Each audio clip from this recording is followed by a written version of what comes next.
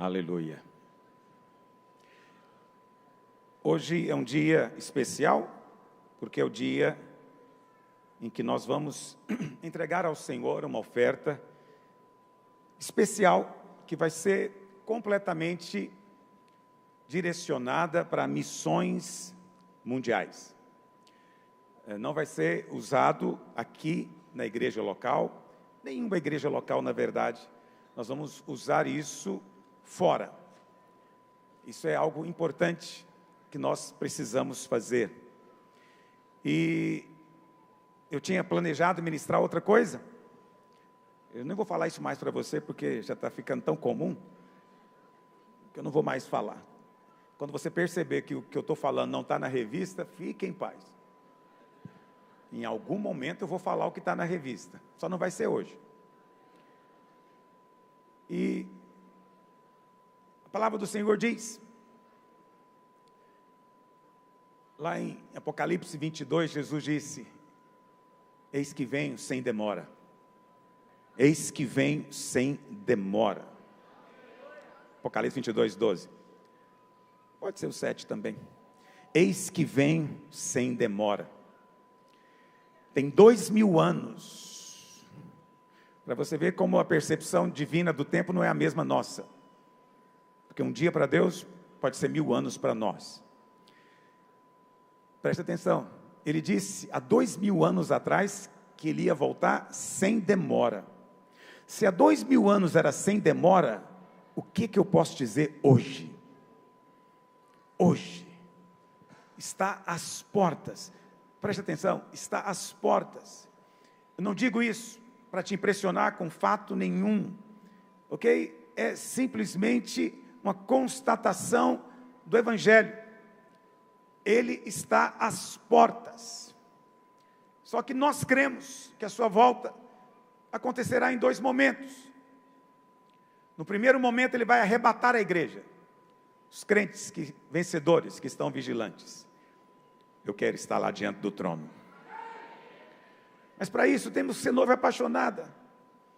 Paulo diz: já agora a coroa da justiça me está reservada, a qual o Senhor reto juiz me dará naquele dia, mas não somente a mim, mas a todos quantos amam a sua vinda. Quantos amam a vinda do Senhor? Então esse é um assunto que nós temos que pregar constantemente. Eu prego periodicamente, porque eu amo esse assunto. Eu amo esse assunto, eu amo falar da volta do Senhor. É algo que todas as vezes que eu medito me impressiona, me deixa estarrecido, e eu fico pensativo de como vai acontecer, de como as coisas serão. E a condição para ser arrebatado é só essa: é amar a vinda, é amar o noivo, é querer se casar, é ter azeite sobrando. Está me ouvindo? Quando o seu coração é para Ele, você anseia por Ele, você anseia por Ele. E quanto mais você anseia por Ele, mais você desapega das coisas daqui. Outro dia eu estava vendo televisão, e aí, como acho que todos os homens fazem, eu chego na minha casa para relaxar, eu fico passando o canal. Eu não quero assistir nada, só quero passar canal. É verdade ou não é? É verdade. Eu sei que isso irrita tanto as mulheres, né? Ela fala: pelo amor de Deus, põe num canal. Eu falei: perde a graça. Se pôr no canal, eu vou levantar. Brincadeira. Mas eu parei no programa. Nem sei direito que programa que é esse. Mas o lema do programa é: desapega. Eu falei: esse negócio é profético. Deixa eu ver o que está falando. Porque desapegar é coisa divina. Desapega. Larga de lado. Não quer dizer jogar fora. Não quer dizer que você não pode desfrutar, desfrute, mas desapega. Eu tenho como se não tivesse. Entende o que eu estou dizendo? Eu quero ter um carro bom, gosto de andar num carro que tem motor. Já falei para o Senhor, carro 1000 não é do céu, carruagens de fogo não tem motor 1000. Aí o Senhor pega e me dá um carro que tem muito cavalo. Não é de fogo, mas é cavalo. Às vezes é de fogo, né? Tem combustão lá dentro. Mas você sabe, pastor, você gosta de carro? Gosto. Se o Senhor me dá o desfruto, já falei para Ele. Mas o Senhor sabe, desapega. Se precisar, é do Senhor. Ontem eu estava olhando para o meu carro, falei, eu vou transformar esse carro na construção do Bueno, eu vou dar esse negócio. Fiquei pensando comigo. Aí eu vou ficar algum tempo andando de Uber, o que eu vou fazer? Aí eu posso pegar emprestado o carro da igreja, enquanto eu não tenho. Eu fiquei matutando. Mas enquanto eu matutava, eu lembrei do programa, falei, esse povo é do mundo, mas eles estão certos. Desapega. Começa a arrancar sua raiz daqui. O trigo vai ser colhido. Não sou entendido de trigo, mas uma vez eu li que quando o trigo está perto de ser colhido, a espiga pesa e ele se curva. Isso é sinal de que ele está maduro, se curva. Sabe qual é o sinal de maturidade? Se curva, se rende. A cerviz aqui se dobra. Seja feita a tua vontade, eu quero a tua vontade. Mas esse pessoal também que escreveu o texto dizia que tinha outra característica. A raiz se solta. De maneira que quando os ceifeiros passam colhendo, ele arranca fácil do chão. No dia que os anjos vierem, vai me arrancar fácil daqui em nome de Jesus. Não estou preso em coisa alguma em nome de Jesus. Desapega. Fala para o seu vizinho, desapega, irmão. Porque esse mundo aqui não é o seu lar. Você está de passagem. Você está de passagem. A sua pátria verdadeira é o céu. Você é de outra natureza, de outra espécie, de outra raça. Você é do céu. E quem é do céu sonha com as coisas do céu, porque ele é do céu. Fui para Israel esses dias. Quantos me seguiram pela internet? Aleluia, me senti honrado agora. E você sabe, toda vez que eu vou a Israel, tem uma porção de irmãos que vão comigo daqui, tudo goiano, eu conheço goiano. Ele quer comer só arroz com piqui, frango guariroba. Chega lá em Israel, ah meu Deus, tem um tal de cominho aqui. Eles amaldiçoam o cominho, quem inventou essa praga? Porque tudo tem cominho por lá. O goiano não come cominho normalmente, aí quando ele sente o cheiro, ele estranha, aí ele não quer comer. Aí toda vez que eu encontro um lá na hora do almoço, que ele está só mexendo na comida. Ele fala, grão de bico, quem inventou isso, pastor? Eu falo, não sei. E o pior é que eu adoro a comida de lá, mas olha para cá. Goiano quer comer só comida daqui, porque ele é daqui. Ele é daqui, quer comer comida daqui. Ele está lá em Israel, mas ele sabe, eu estou aqui de passagem. E alguns emagreceram lá comigo. Ficaram mais magros, porque estava sonhando com a comida daqui. Ok?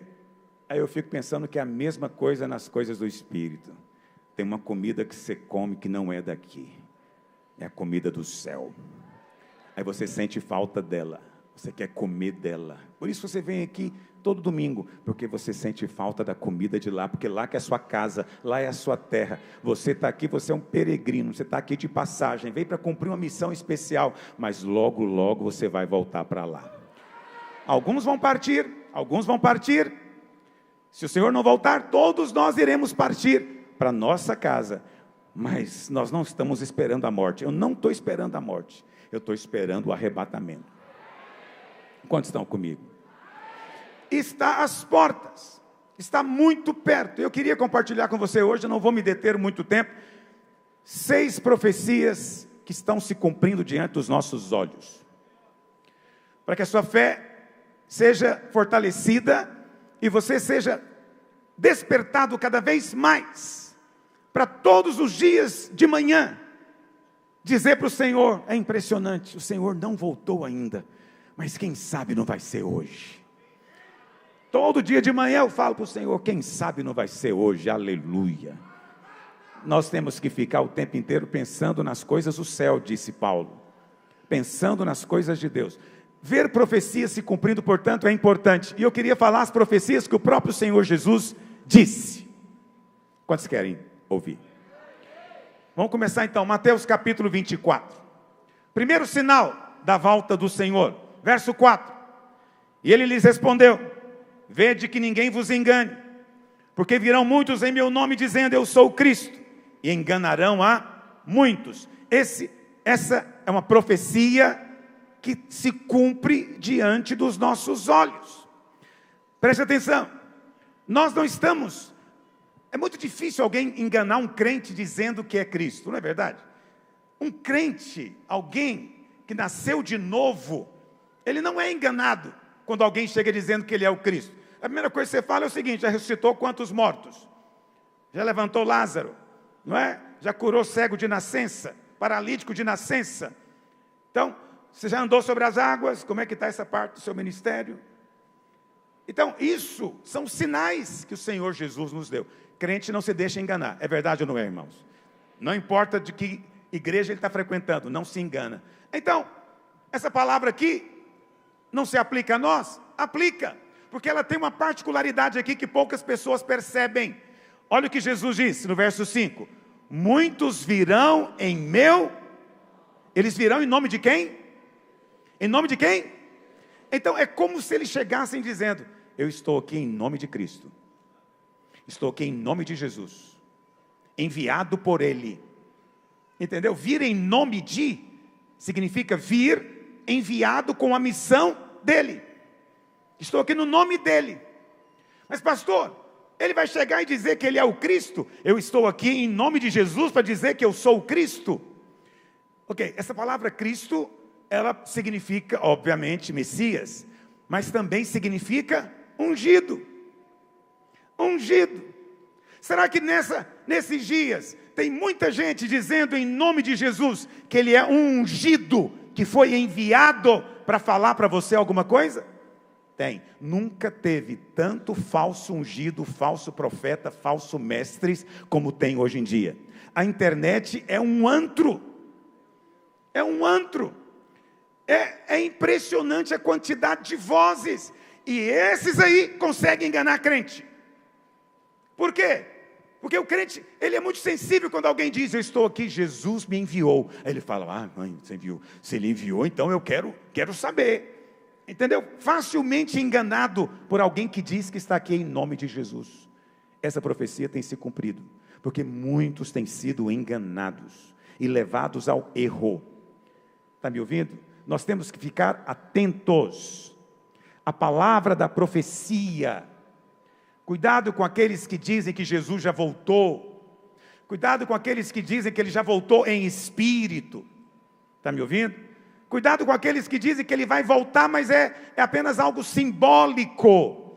Cuidado com aqueles que ensinam que o reino de Deus já está acontecendo na terra. Não tem esse negócio do reino vir. Cuidado.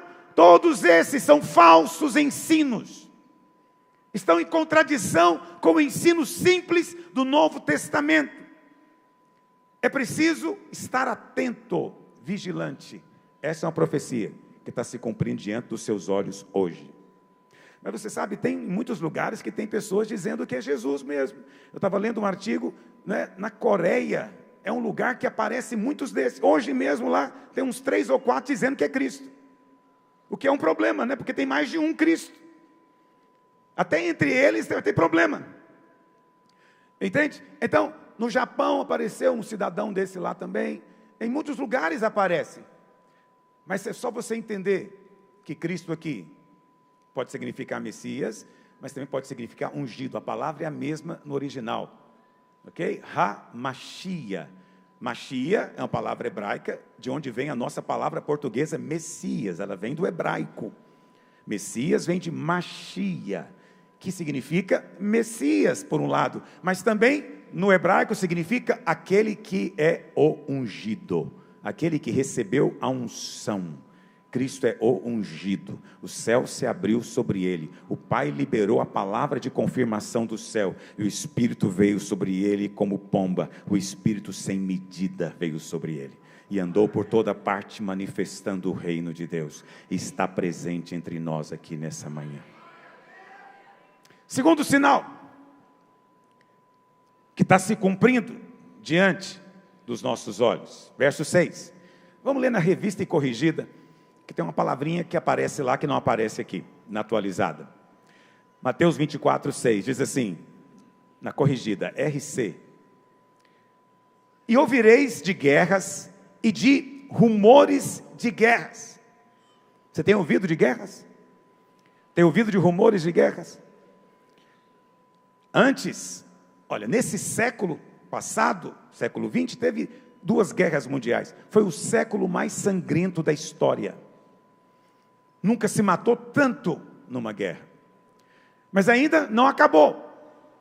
Ainda vai ter mais. Ouça o que eu estou te dizendo. Eu espero não estar aqui para ver. E ouvireis de guerras e de rumores de guerras. Olhai, olha, presta atenção. Não fique assustado. Porque é mister que isso tudo aconteça. Mister, não é mister, viu? Não é inglês isso aqui não. Mister é uma palavrinha chique, que você talvez não conhece, significa, é algo, ponto pacífico. Está definido, decretado por Deus. Tem que ser.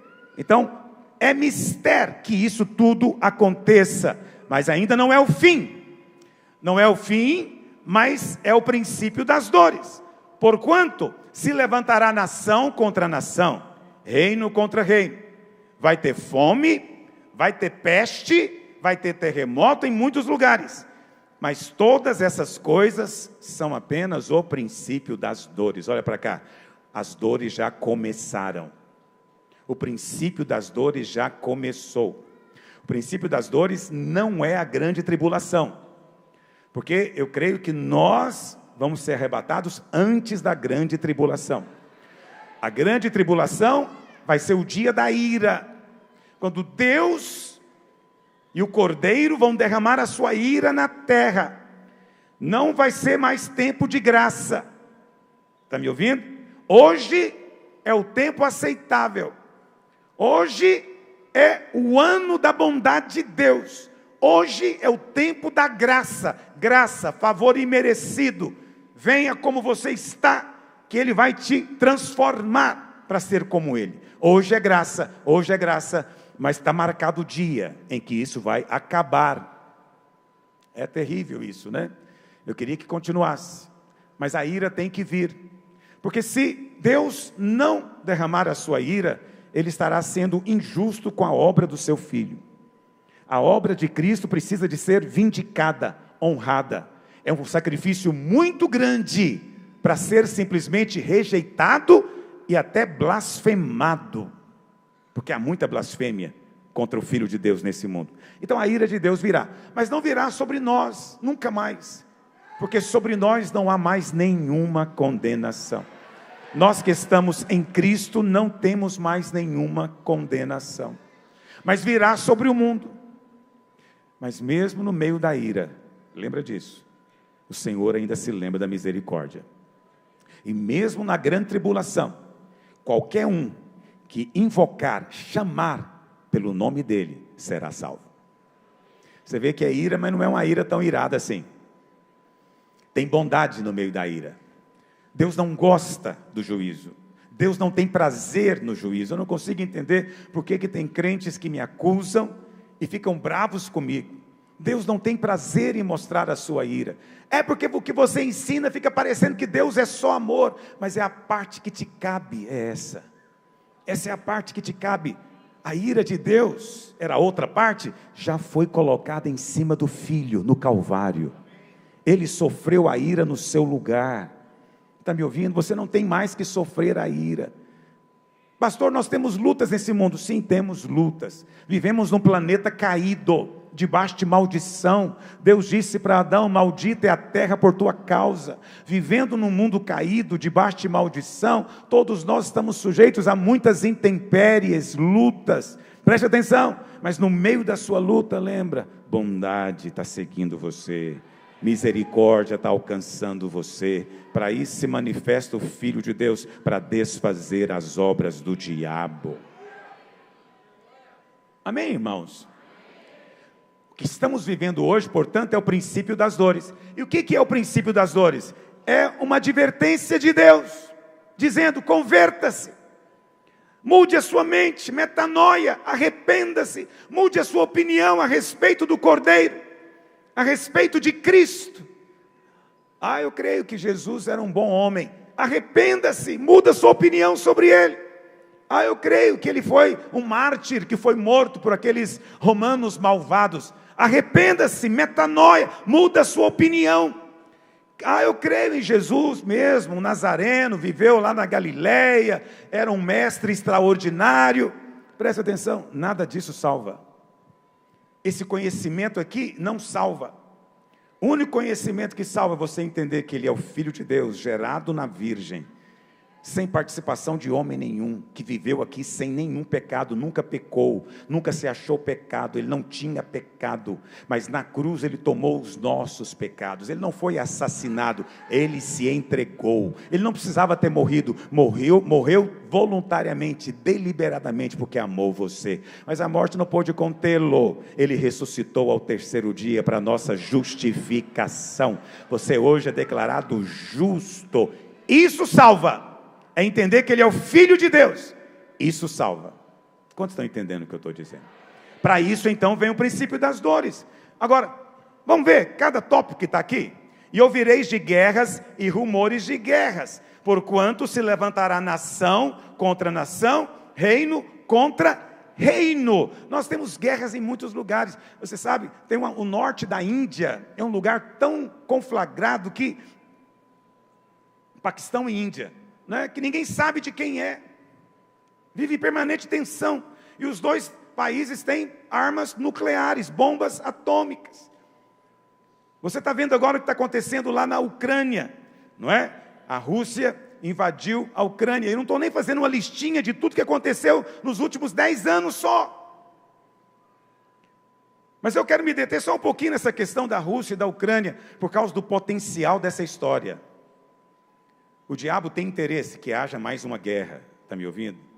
Por quê? Porque a Bíblia diz, Apocalipse 13, verso 7, que virá o governo mundial. Isso não é teoria da conspiração, ainda que eu sei que tem ímpios que falam isso. Olha para cá, nós pregamos a palavra, virá um governo mundial. Esse governo virá. Mas para ter um governo mundial tem que ter um motivo. Não é só porque um político chegou dizendo, gente, vamos unir. Não. Tem que ter um motivo. E você sabe qual é o melhor motivo? Uma guerra.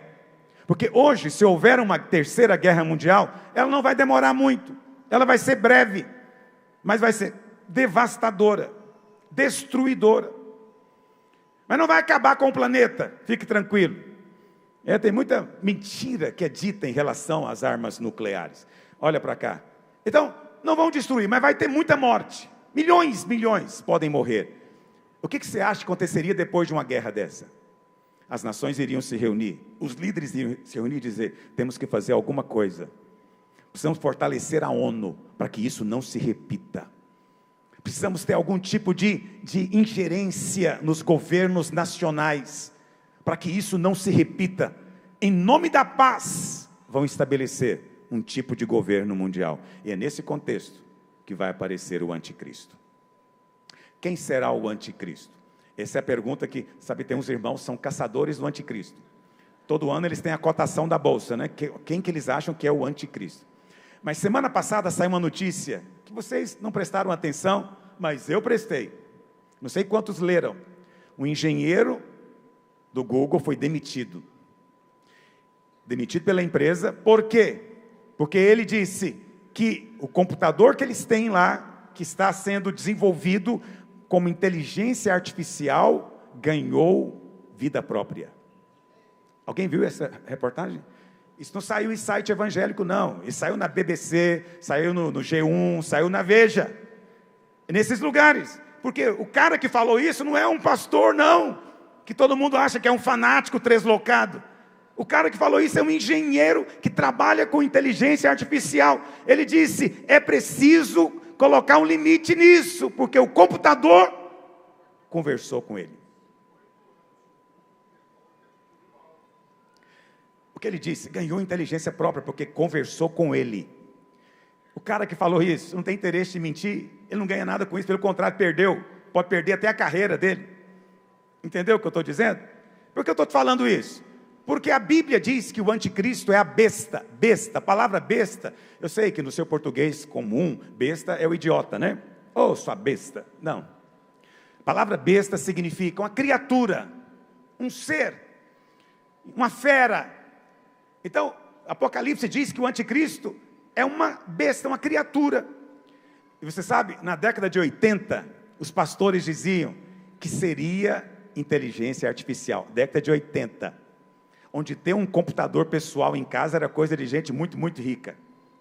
Os pastores já falavam isso. Eu ouvia isso na época, eu dizia, meu Deus, como que vai ser isso? Computador, naquela época era o DOS, não sei quantos sabem o que eu estou falando, a tela preta do computador, você tinha que ficar digitando o que você queria que acontecesse. Eu falava, como que isso pode governar o mundo? Mas agora, quando você lê a respeito de Elon Musk, que tem uma empresa só para desenvolver inteligência artificial junto com o nosso cérebro.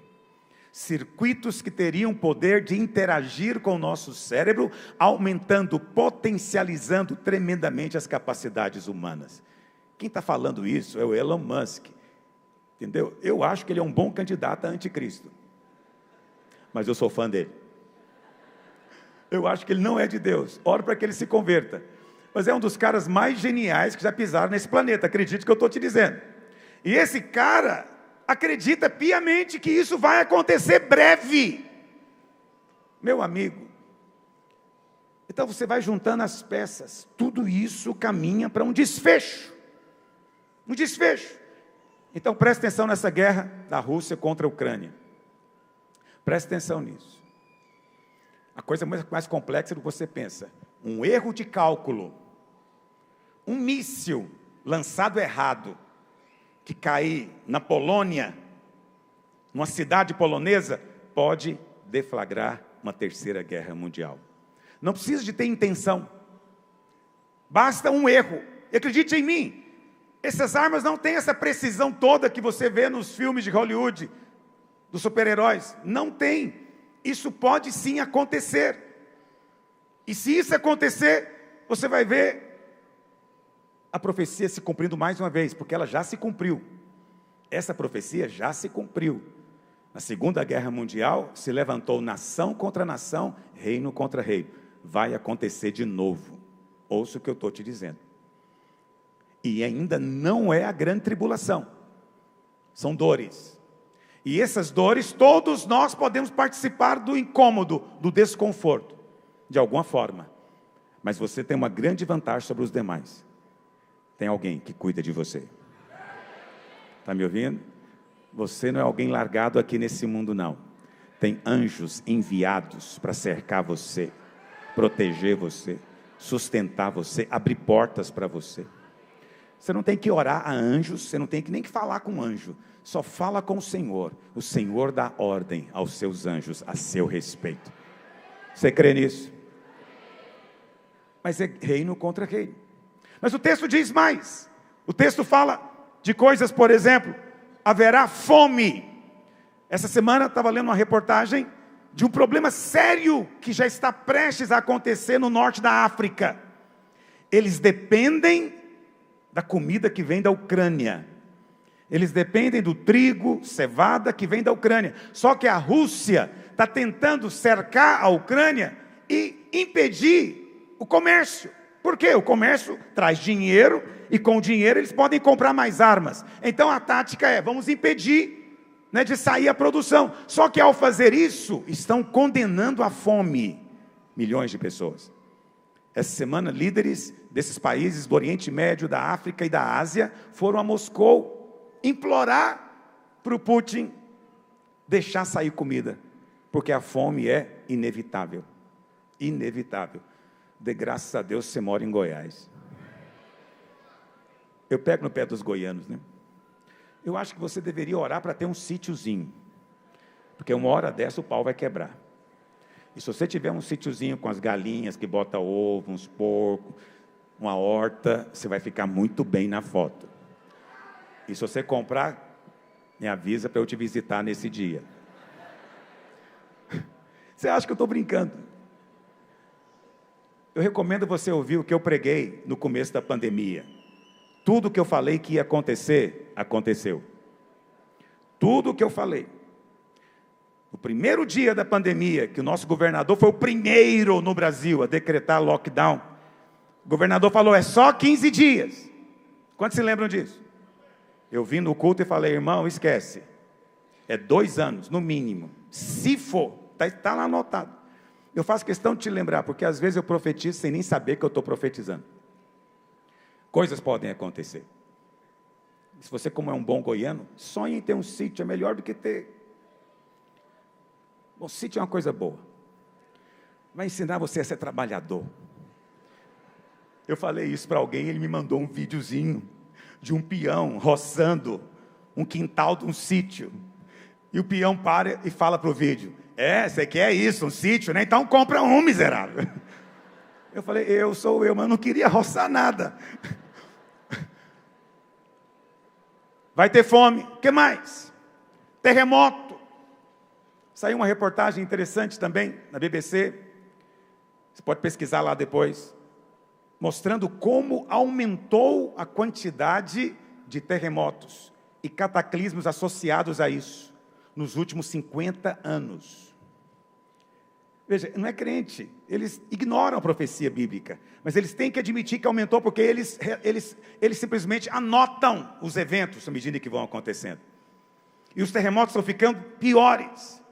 É claro que hoje em dia tem mais tecnologia para vencer o terremoto, mas quando o terremoto é de magnitude alta para valer, não tem ainda tecnologia que segura. Não tem. Terremoto é algo que está se cumprindo diante dos nossos olhos. O que mais? Peste. Eu não vou nem falar de peste, nós ficamos 2 anos com uma peste. Morreram muitas pessoas, minha mãe morreu dessa peste. É uma praga, é o cumprimento da profecia diante dos seus olhos.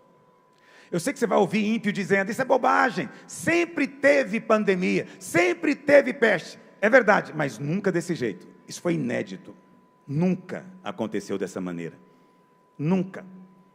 Entende? E olha, vai continuar, vai aparecer outras coisas. Agora estão falando da varíola dos macacos. Tem ouvido falar disso? Leia a notícia, porque daqui a pouco vai chegar isso por aqui. Misericórdia. Mas está decretado, é mistério que isso aconteça. Vai acontecer. Outras pragas vão acontecer. E os próprios que produziram essa praga têm dito que virão outras. Porque essa praga foi produzida, acredito que eu estou te dizendo. Mas, sem saber, essas pessoas estão contribuindo para o cumprimento da profecia. Tudo isso é só o começo. Tem outros tipos de catástrofe. Você sabe, o ano passado mesmo, na Austrália, teve um incêndio que durou acho que chegou a ser mais de mês. Ninguém conseguia apagar, devastou uma parte enorme do país. Eu vi uma reportagem dizendo que foram bilhões de animais que morreram. Nunca aconteceu isso antes, nunca. No ano passado também, no inverno, no Canadá, teve a maior nevasca em 100 anos. Nunca tinha sido registrada uma nevasca como aquela. As pessoas ficaram presas em casa, porque quando foram abrir a porta, tinha 1,5 metro de neve, não conseguia abrir. Essas coisas todas vão piorar. Eu sei que você vai ouvir o povo dizendo, isso aí é aquecimento global. Eu não duvido, pode até ser aquecimento global, mas acredite, é cumprimento da profecia. É o homem que está produzindo, que seja, eu creio que o vírus foi também, mas é cumprimento da profecia. O homem só, você sabe, quando Moisés chegou diante de Faraó e começou a fazer os sinais, como por exemplo transformar a água em sangue, os magos podiam fazer o mesmo, mas eles não podiam desfazer o que Deus fazia.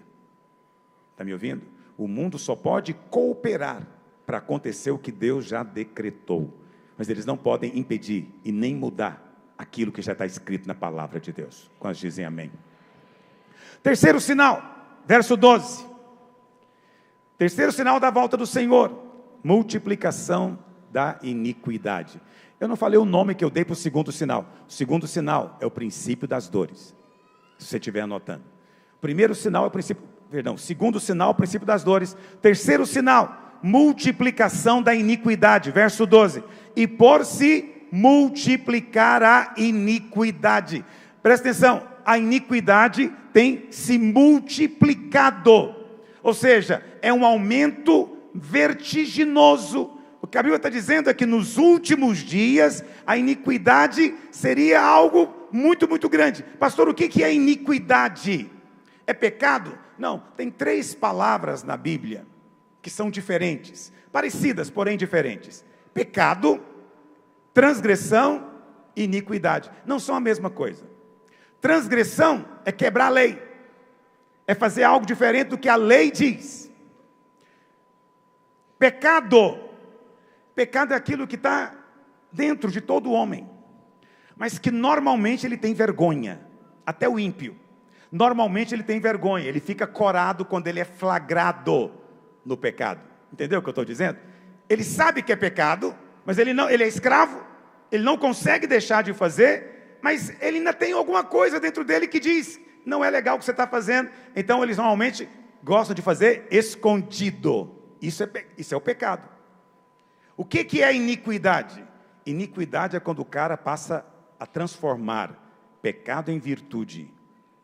E ao invés de ter vergonha, ele tem orgulho. E faz até uma parada de orgulho, porque ele tem orgulho do pecado. Isso é iniquidade. Quantos estão compreendendo o que eu estou falando? A iniquidade tem se multiplicado. Por quê? Porque a nossa geração ela fez uma transmutação. Transformou o bem em mal e o mal em bem. Hoje as pessoas dizem que o mal é que é bom. O mal é que é bom. Então nós falamos, casa virgem, isso é bom. Mas o mundo diz que isso é bom? Não, não ouça isso, isso é mal. Isso é um absurdo. Quer dizer, eles conseguem falar aquilo que é bom e transformar num absurdo. E depois tem orgulho. Orgulho de dizer com quantas pessoas já fez sexo, quantas pessoas beijaram numa única festa. Uma única festa. Meu Deus do céu. Pastor Giles me contou um negócio, esse tempo atrás, que aconteceu na Inglaterra. Essa coisa de ficar, vamos ficar, porque ficar é que importa. Eu desfruto do seu corpo, você desfruta do meu, como se não fosse ter consequência nenhuma, porque é bom, isso é bom, me envolver nos prazeres é bom. E aí,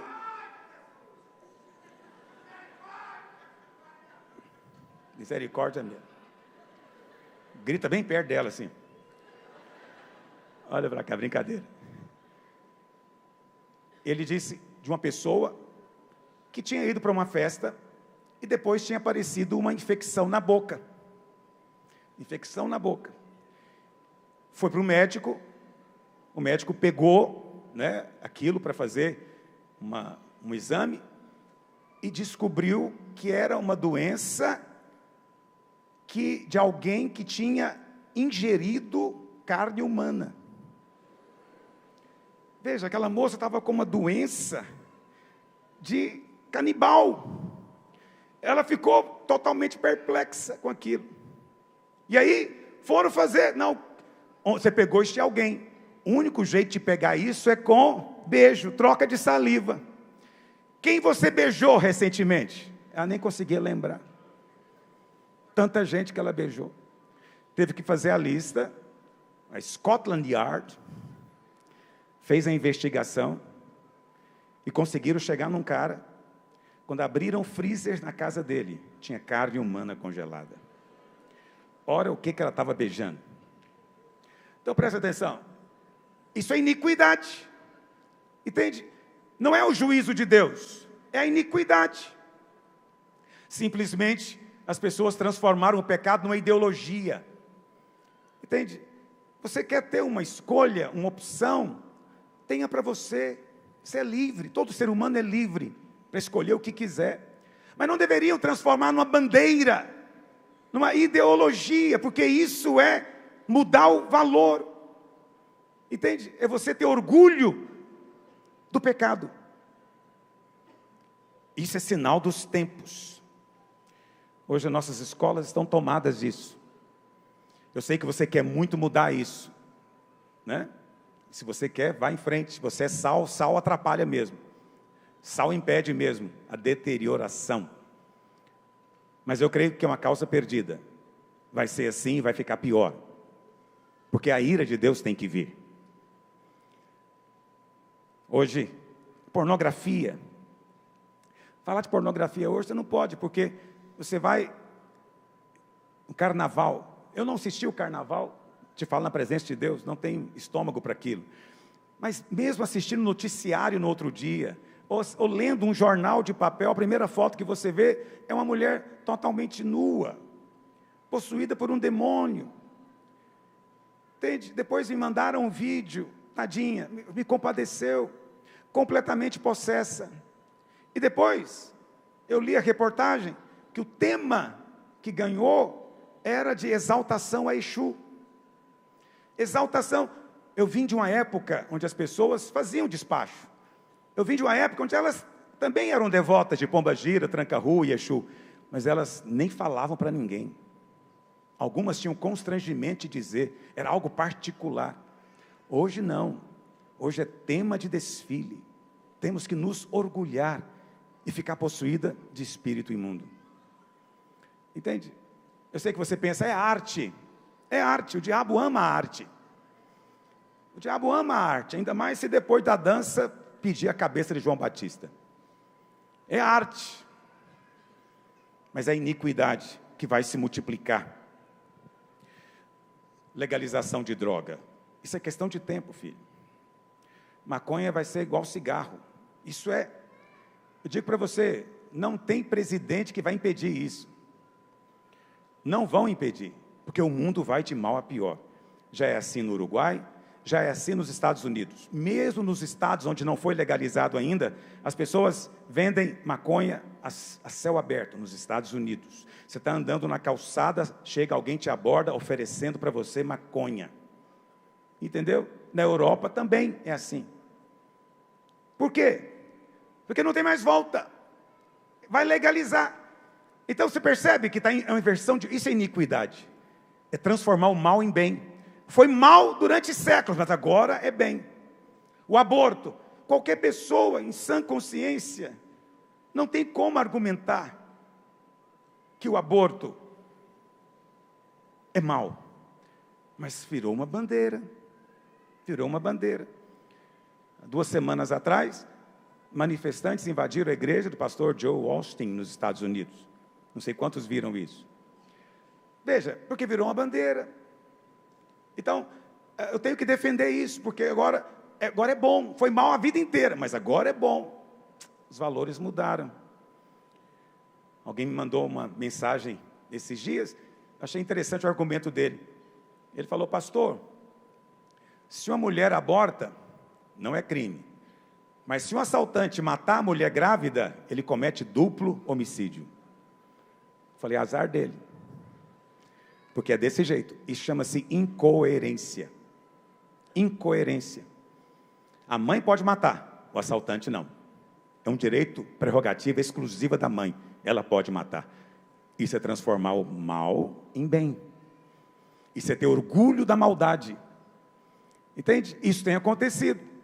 Não estamos aqui para condenar o mundo. Não, você não está aqui para condenar, nem eu. Mas aqui dentro eu preciso dizer para você que tudo isso são sinais dos tempos. Quantos compreendem o que eu estou dizendo? Eu não estou falando nada complicado, em nome de Jesus. Paulo disse lá em 2 Timóteo 3, verso 1. Olha o que diz. Sabe, porém, isto, nos últimos dias. Quais dias, irmãos? Nós vivemos quais dias? Essa palavra é para quem então? Para nós. Para nós, para nós. Nos últimos dias virão tempos difíceis. Puxa vida, tempos difíceis. Não vai ser difícil porque não tem ônibus para andar, ou não tem carro, ou combustível, ou não tem tecnologia. Essas coisas vão ficar cada vez melhores. Mas do ponto de vista de Deus, isso é nulo, não tem valor nenhum. O que importa é só o comportamento, as escolhas morais. E os dias serão muito, muito difíceis. Continue. Pois os homens serão o quê? Egoístas. Só pensa neles. Entende? Todo mundo que defende o aborto é egoísta, só pensa nele. Ele não dá direito para o feto nascer, para o embrião nascer, para o bebê nascer. Isso é um tipo de egoísmo extremo. Avarento. Você fala de dinheiro para o ímpio, ele bate em você. Os pastores são constantemente acusados de serem ladrões, mas o problema todo é a avareza. A avareza. Não quero contribuir nem ajudar ninguém. Já que está ansioso, é a pessoa que se gaba de si, se acha o máximo. E nós temos todo um exército de coach para te convencer que você é o máximo. E estão achando que isso não vai ter consequência. Só aqui que você vai ouvir que você não é o máximo, só Ele é o máximo. Toda a glória é dele. Arrogantes, todo mundo de cabeça erguida, empinado, ele chega porque ele manda, né? Estava ouvindo esses dias um coach dizendo na internet que ele entra em qualquer lugar. E ele falou: como que você faz isso? Você tem que se impor, ou seja, seja arrogante. Vista-se bem, chega de peito e vai entrando. Se alguém fala alguma coisa, você ignora, nem olha para trás. Aí ele disse: eu entro em qualquer lugar. E o pior que entra mesmo. Porque esse mundo hoje é dos arrogantes, mas os mansos herdarão a terra. Blasfemadores. Será que tem blasfemadores hoje em dia? Vocês viram o que aquele Porta do Fundo já fez por 2 anos consecutivos. Eles resolveram blasfemar de Cristo. Acham com isso que estão agredindo a igreja. Não, mal sabem o que estão fazendo. São completamente cegos ao blasfemarem do Filho de Deus. Porque todo pecado contra o Filho pode ser perdoado. Eles, por enquanto, estão blasfemando contra o Filho. Há perdão, a graça é muito grande. Mas são blasfemadores. Cuidado. É que nós achamos que a comédia, toda comédia é um tipo de arte, deveríamos ser tolerantes. Mas acredite em mim, comediante ímpio, a Bíblia chama de escarnecedor, só isso. Escarnecedor, não senta na mesa dos escarnecedores. Arrogantes, blasfemadores, desobedientes aos pais. Quem acha que isso aqui é importante? Ninguém acha importante, porque hoje os juízes dizem que se uma criança de 8 anos quiser mudar de sexo, ela pode ir diretamente falar com ele, nem precisa falar com o pai e a mãe. Isso não é iniquidade? Isso não é inversão de valor? Uma criança de 8 anos não pode dirigir, não pode votar, não pode ter conta bancária, mas pode mudar de sexo. Pode. E pai e mãe não precisam ficar sabendo. Vê como é que são as coisas? Desobedientes aos pais, ingratos, irreverentes, não há respeito por coisa alguma. Continua. Desafeiçoados, sem afeição natural, implacáveis, caluniadores. Meu Deus, vivemos na geração da calúnia. Internet é um lugar de calúnia. Sem domínio de si, cruéis, inimigos do bem, traidores, atrevidos, enfatuados. O que quer dizer enfatuado, pastor? Uma palavrinha que a minha avó gostava muito: insolente. Quando eu fazia algo errado, ela dizia: larga de ser insolente, menino. Eu vou curar essa sua insolência. Ela adorava essa palavra. Nunca esqueci dessa palavra por causa dela. Enfatuado é a maneira chique de falar. Insolente. Insolente é o menino tupetudo que acha que pode falar de igual para igual com a avó. Não pode.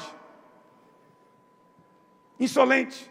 Mais amigo dos prazeres que amigos de Deus.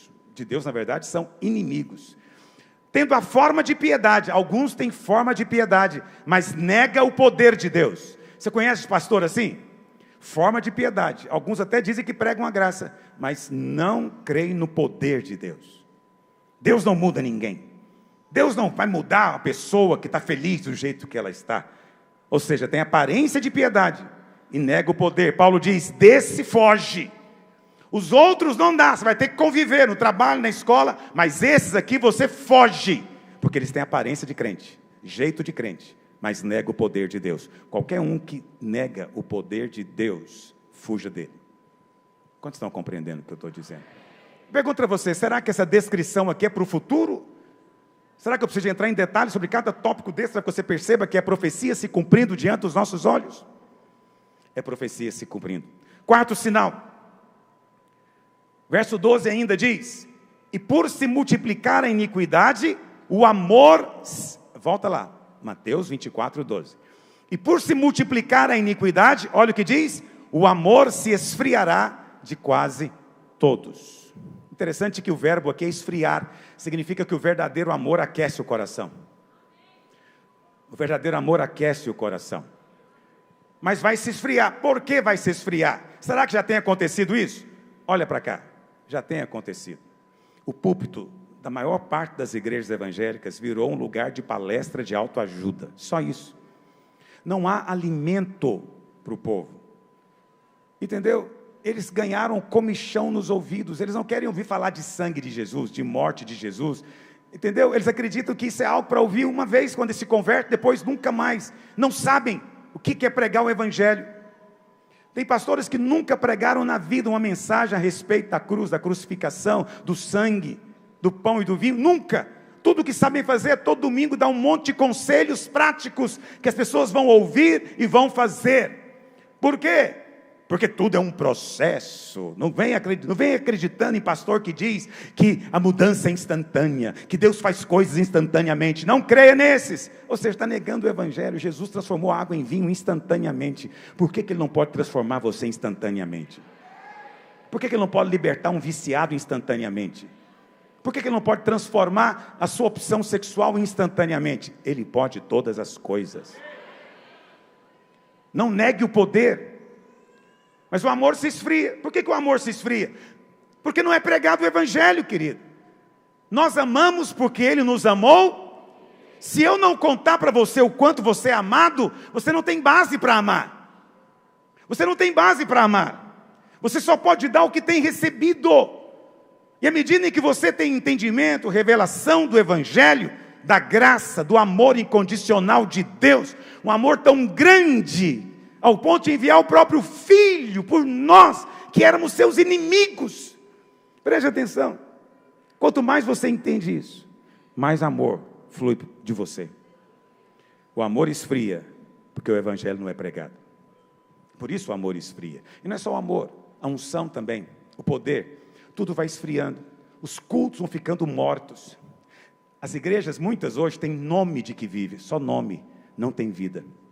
Você vai no culto, não tem vida. Por que não tem vida? Porque resistem o evangelho. E eles não só, presta atenção, há um tempo atrás eu achava que essa resistência era só fruto de ignorância, porque não entendiam o que a gente fala. Hoje eu estou desconfiado que eles entendem e deliberadamente rejeitam. É coisa muito séria rejeitar a mensagem do evangelho. É coisa muito séria rejeitar a mensagem do amor de Deus. Está me entendendo? Ah não, nós cremos no amor de Deus. Então pregue, fale. Porque a boca fala do que o coração está cheio. Essa é a verdadeira pregação. Mas em muitos lugares, o que se prega hoje é uma mistura de autoajuda com psicologia. É bonito, é atraente, mas não tem poder de transformar ninguém. Só o evangelho. O evangelho é o poder de Deus. O evangelho é o poder de Deus para salvação. Sotéria. Para mudar, transformar, restaurar, regenerar, curar. Só o evangelho faz isso. Temos que meditar no evangelho. Ignore quem prega outras coisas. Você pode ficar sem essas outras coisas. Eu não estou dizendo que elas são erradas. Eu não estou dizendo que elas não têm alguma utilidade. Não são erradas. Esses pastores não estão ensinando coisas erradas. Só não estão dando o pão do céu. Deixa que o mundo fale dessas coisas, do bem e do mal. Nós falamos da árvore da vida. Quantos dizem amém? Quinto sinal. Está no verso, vamos ler o verso 32. Sai um pouco da sequência. Aprendei, pois, a parábola da figueira. Quando já os seus ramos se renovam e as folhas brotam, sabeis que está próximo o verão. Assim também vós, quando virdes todas estas coisas, sabei que está próximo, às portas, muito, muito perto. Está escrito, cada ano fica mais perto. Quem é a figueira? A figueira é Cristo. Qual que é a quinta profecia que se cumpriu na nossa geração? A restauração de Israel. O renascimento de Israel. Toda vez que eu vou em Israel, eu falo para as pessoas que vão comigo, para impressioná-las com esse fato. Um povo que ficou 2000 anos fora da sua terra, voltou. Mas não é só isso, eles ficaram 2000 anos sendo perseguidos aonde iam. Pulando de um país para o outro, sendo perseguidos, mortos, sofreram todo tipo de de crueldade. Está me ouvindo? Esse povo voltou para a sua terra, porque era profecia. Esse povo viu o deserto florescer, porque era profecia. Está me ouvindo? Esse povo viu a sua língua, que ficou 2000 anos sem ser falada, renascer. Renascer. Quando eu vou a Israel, que eu levo o pessoal lá no Museu do Livro, que é o Museu Nacional de Israel, eu falo para eles, olha, esses manuscritos do Mar Morto, eles são de 400 antes de Cristo. Ou seja, tem 2.400 anos. Mas eles dizem, os guias falam, qualquer criança que está aprendendo a ler em Israel, ela chega aqui, ela consegue ler normalmente. Você consegue ler latim? Não, nossa língua veio do latim. A gente não consegue. Mas eles leem algo que tem 2.400 anos de idade e entendem. Não é um arqueólogo não, uma criança. Vê se isso não é milagre. Não é um país qualquer também, cercado de inimigos por todos os lados. Já tentaram destruir o país várias vezes. Todas as vezes eles vencem a guerra. Eles são menores, mas vencem a guerra. São o único país democrático, uma ilha no meio de um mar de ditadores cruéis, ali no Oriente Médio. É o único país referência em tecnologia. No mundo tem poucos, mas no Oriente Israel é o único. O maior produto de exportação de Israel é tecnologia, soluções de problemas. É uma coisa impressionante você ver como é um povo diferente, né? Eu já te falei isso, 25%, um quarto de todos os prêmios Nobel foram dados para judeus. Judeus. É desproporcional. O mundo tem 7 bilhões e lá vai pedrada de pessoas. Judeus são 15 milhões. 15 milhões, é 0,0,0,15. Nada. É desproporcional. Israel é o único lugar, fora dos Estados Unidos, que tem centro de pesquisa da IBM, da Microsoft, da Apple. Único lugar. Você sabe, a maior universidade do Brasil, a USP, é a maior da América Latina, do México para baixo. No ranking mundial, ela fica em 200º lugar, por ali. 200. O Brasil tem 200 milhões de habitantes. Israel tem 8 milhões de habitantes. Eles têm 3 entre as 50 maiores do mundo. 3 entre as 50. Entendeu? Do México para baixo, eu nem sei, dá mais de 500 milhões de pessoas. Só conseguem ter uma em 200º lugar. Vê se isso não é uma bênção da parte de Deus. E acredite em mim, a palavra continua valendo. Abençoarei os que te abençoarem. E quando eu vou a Israel, eu faço questão de abençoar. Porque eu quero ser abençoado com a bênção de Abraão também. Quantos dizem amém? E por último, para encerrar o nosso tempo nessa manhã, sexto sinal. Verso 14. Apocalipse 24, 14. E será pregado. 14. Perdão, Mateus 24, 14. Eu falei Apocalipse. Mateus 24, 14. E será pregado este evangelho do reino por todo o mundo, para testemunho a todas as nações. Então virá o fim. Essa profecia não se cumpriu ainda completamente, mas ela está se cumprindo cada vez mais rapidamente. A internet surgiu para contribuir com o reino de Deus, filho. Tudo que acontece, acontece por propósitos divinos. E pela internet agora tem gente pregando em todo lugar do planeta para todo tipo de gente. Tem site em tudo quanto é língua, testemunhando a respeito de Jesus. O texto diz que o evangelho será pregado e então virá o fim. É preciso entender esse texto aqui com clareza. O que ele diz e o que ele não diz. Está me ouvindo? Aqui não diz que o Senhor depende de você para voltar. Deus não depende de ninguém, Ele é soberano. E aqui em Mateus 24 mesmo está escrito que já tem o dia e a hora definido. Está me ouvindo? Só que Ele definiu que só vai voltar depois que o evangelho for pregado a todas as nações.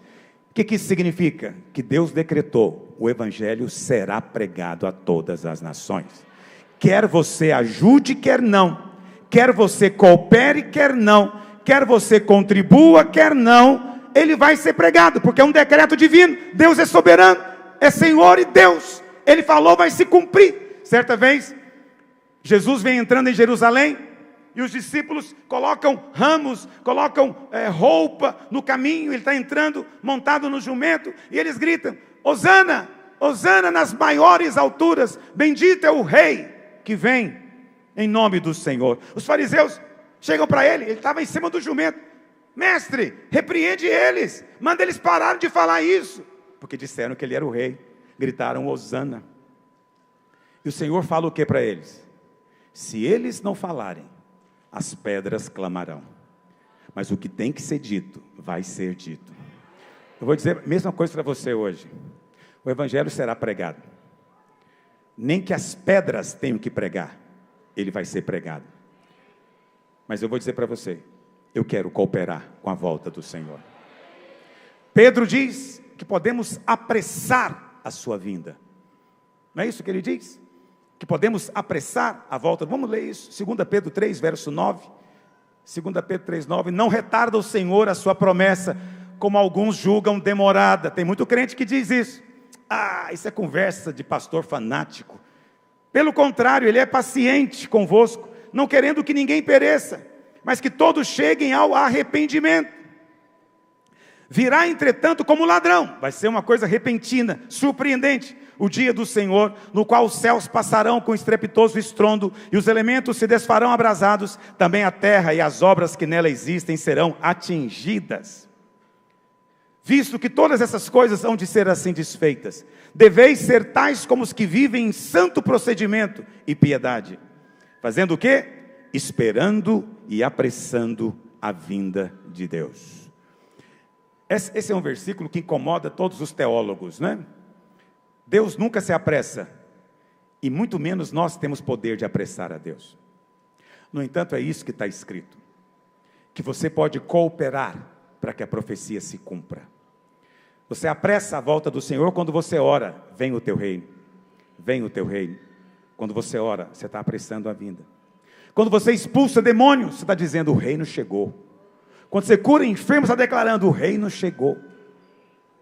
Mas também quando você prega o evangelho, você está apressando a vinda do Senhor, porque ele só virá depois que o evangelho for pregado. Pastor, qual evangelho? Volta lá para o verso 14 de Mateus 24, Jesus disse que é o evangelho do reino. Essa é uma coisa, tem muita discussão sobre isso, né? Pastor, tem dois evangelhos, evangelho da graça e evangelho do reino. Não, evangelho é só um. Paulo diz lá em Gálatas capítulo 1, que tem só um evangelho, não tem outro. Isso é só uma questão de ênfase. Quando nós pregamos o evangelho do reino, nós estamos contando que o rei está chegando, que o rei está vindo, e ele vem para estabelecer o seu governo. Esse é o evangelho do reino, que eu estou pregando para você aqui hoje. O que é o evangelho da graça? É só um aspecto, vamos dizer assim, um do outro. É quando eu digo que o rei já veio, e ele veio porque ele ama você, ele veio para salvar você. Quando eu conto que o Filho do Homem veio buscar e salvar, estou falando da graça. Quando eu digo, mas ele vai voltar para reinar, estou falando do reino. Mas é só um aspecto, dois aspectos de uma moeda só, dois lados de uma moeda só. Você vê isso lá em Atos capítulo 20, vou encerrar com isso aqui, senão eu não paro. Paulo disse assim, Atos 20, verso 24, olha o que ele diz: porém, em nada considero a vida preciosa para mim mesmo, contanto que complete a minha carreira e o ministério que recebi do Senhor Jesus. Qual que é o ministério? Testemunhar o evangelho da graça de Deus. Esse é o ministério. Verso 25. Aí ele diz, agora eu sei que todos vós, em cujo meio passei, pregando o que, meus irmãos? No verso 24 ele diz, meu ministério é pregar o evangelho da graça. No 25 ele diz, eu passei aí pregando o reino para vocês. Isso mostra que o evangelho da graça e o evangelho do reino é o mesmo. É um só, não tem dois. É apenas uma questão de ênfase. Quantos estão compreendendo o que eu estou dizendo? Mas o fato é, você quer participar dessa profecia? Alguns participam indo, outros participam ajudando a ir, contribuindo. Hoje eu ministrei essa palavra para dizer para você, você é um agente da profecia. Você está aqui nos seus dias vendo o cumprimento e você próprio está contribuindo para que a profecia aconteça. Mas para isso, nós não podemos ser dessa geração de gente orgulhosa, arrogante, blasfema, avarenta. Não. No nosso coração tem que ter um desejo: venha o teu reino. Será que eu contribuindo com esse dinheiro, mais pessoas vão ouvir? Então eu vou contribuir, porque o meu desejo no final é que ele venha. Quantos têm esse desejo no coração? Nós temos um envelope especial. Eu sei que a maior parte dos irmãos não dá mais oferta em cash. Você manda um Pix, ou depósito, ou sei lá, alguma transação bancária. Mas eu gosto sempre de orar. E eu acho que o envelope é uma maneira profética de você dizer: eu estou participando disso. Eu estou participando disso. Quantos querem se envolver nesse sexto sinal hoje? Fique em pé onde você está. Você vai receber um envelope se você não recebeu. Os servos estão aí perto para te entregar. Se você não recebeu, você pode erguer a mão onde você está. Pastor, qual o valor? Qualquer valor, filho. Qualquer valor vai ajudar. R$5, R$10 vai ajudar. Recomendo que você não dê R$10, porque você pode fazer mais do que isso. Mas se você não pode, definitivamente, vai ajudar. Qualquer valor vai ajudar. Pastor, e nós estamos pregando aonde? Olha para cá, eu vou te dizer onde é que nós estamos pregando. Você vai anotando aí. Hoje nós estamos pregando no Uruguai, na Argentina, no Chile, no Peru, na Colômbia, na Venezuela. Estamos pregando nos Estados Unidos, no Canadá. Estamos pregando na Europa, na Inglaterra, na Bélgica, na Holanda, na França, na Espanha, Portugal, na Itália, na Alemanha. Chegamos na Romênia. Na África, nós estamos na África do Sul, Moçambique, Angola, Zâmbia, Tanzânia, Quênia, Uganda. Na Ásia, nós chegamos no Paquistão, no Nepal, na Índia, e há um mês começamos a videira em Dubai. Isso tudo tem sido feito com ofertas. Não custa barato. O que estamos fazendo não é algo grandioso. Algumas dessas igrejas já são grandes. Nossa igreja em Maputo tem 700 irmãos. Né? Lá em Cusco tem 4.000 membros. Em Madrid também tem uns 700 irmãos. Então muitas igrejas nossas são grandes. Mas a maior parte são igrejas pequenas, em lugares difíceis, que precisa da nossa ajuda, e nós vamos continuar fazendo. Eu não sei quanto a você, mas eu não vou parar. Eu vou continuar. Eu me sinto feliz de ter o privilégio de contribuir. Muitas igrejas não têm nenhum trabalho fora. Você participa de uma igreja que tem trabalho em 30 lugares diferentes. Você não vai contribuir para a igreja nos Estados Unidos. Não, lá eles também contribuem para cá. Nem no Canadá, nem na maior parte da Europa. Mas na Romênia você vai. Na África você vai. Porque lá precisam mesmo da gente. E mesmo na América Latina, nós queremos abrir nesse ano que vem, na Nicarágua, e queremos chegar no México. E nós vamos chegar. Você crê nisso? Alguns vão. A maioria sustenta. Não são muitos que vão. Não fique acusado por isso. Não inventa de ir, se você não foi chamado para ir. Mas todos nós fomos chamados para orar e contribuir. Quantos querem fazer isso em fé hoje? Aleluia. Me dá um envelope. Ah, não, eu já estou com o meu aqui. Ergue ele para cima agora. Diga: hoje, ao entregar esta oferta, eu estou declarando que eu creio que o Senhor virá. Quando o Evangelho for pregado a todas as nações. Diga: eu sou parte dessa profecia. Hoje, estou contribuindo para que ela se cumpra. Digo: o meu coração é pelo meu Senhor. O meu desejo é a sua volta. Por isso eu quero investir para que o Evangelho seja pregado em nome de Jesus. Dele virá a sua recompensa. Saia do seu lugar, vem aqui à frente. Os dizimistas vão ficar aqui. Você que entregou o seu dízimo essa semana, mesmo que você entregou por Pix, o pastor Naor vai orar por você aqui agora. Venha para frente, fique aqui, você que é dizimista. És fiel em todo tempo. todo tempo tu és tão bom, com todo o fôlego que tenho, eu cantarei a bondade de Deus. És fiel, és fiel em todo tempo. Todo tempo tu és tão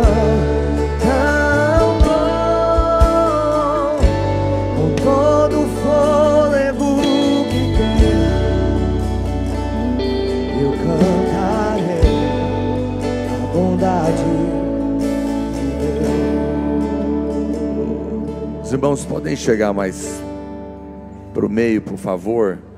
Quero abençoar a sua vida. Vamos ficar toda a igreja de pé nesse momento.